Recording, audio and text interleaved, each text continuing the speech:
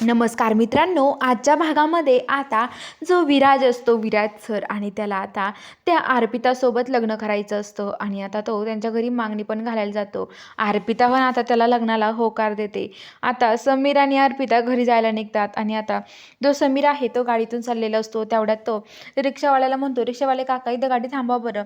आणि अर्पिता रोडनी चाललेली असते पायी, तर तिच्याजवळ गाडी थांबवतो आणि अर्पिताला घेऊन तो गाडीत बसतो. चला, अर्पिताला म्हणतो. तेवढा तिथे आता लगेच जो विराज असतो त्याची गाडी येते आणि तो म्हणतो की थांबा, कुठं चालली अर्पिता?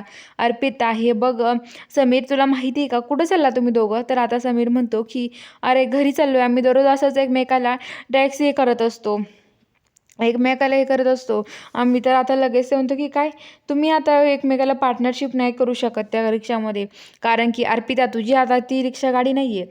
आता तुला हे बघ, तुला सांगू का समीर, तू माझी गाडीचा आणि तुझ्या ह्या रिक्षाचा किती अंतर आहे सांग बरं. तर आता तो म्हणतो की 10 फूट असेल. तर तो म्हणतो की 10 फूट अंतर काढण्यासाठी काही माणसांना अख्खं आयुष्य वाया घालवं लागतं असं म्हणतो. आणि आता लगेच जो समीर आहे त्याला खरंच खूप वाईट वाटतं आणि विराज म्हणतो की चल अर्पिता माझ्या गाडीमध्ये, आणि जा तू समीर त्या गाडी रिक्षामध्ये.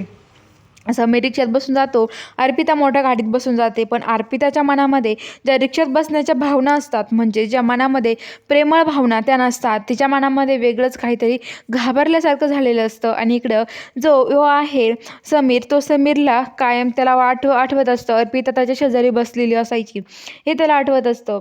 तर इकडं आता जी अर्पिता आहे ती घरी आल्यावरती जो समीर आहे तिला सोडवतो आणि आता समीर आता सगळ्यांसाठी तिथे कपडे वगैरे घेऊन आलेला असतो, सगळा शेगून घेऊन आलेला असतो आणि म्हणत असतो की हे बघा, मी लवकरच आता लग्नाच्या तयारीला लागलो आहे, त्यासाठी सुपारी फोडून घेऊया, आपण तारीख धरूयात असं म्हणतो आणि त्यांना कपडे देत असतो. अर्पिताच्या डोक्यामध्ये विचार चालू असतो. तर इकडे आता जो समीर आहे, समीरची आई पण आजारी पडण्याचं नाटक करते आणि ती म्हणते की जोपर्यंत समीर आता ह्या समीक्षासोबत लग्नाला होकार देत नाही तोपर्यंत मी पण आता गोळ्या औषध घेणार नाही आहे असं म्हणतो. आणि समीर आता म्हणतो की ठीक आहे, मी करणार आहे समीक्षासोबत लग्न.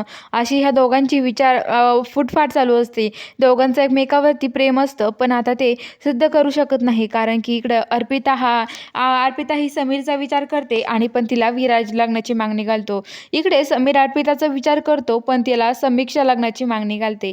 असं या दोघांचं चालू असतं. तर बघूया आता पुढील भागात काय घडणार आहे. बघायला चॅनलला सबस्क्राईब करा.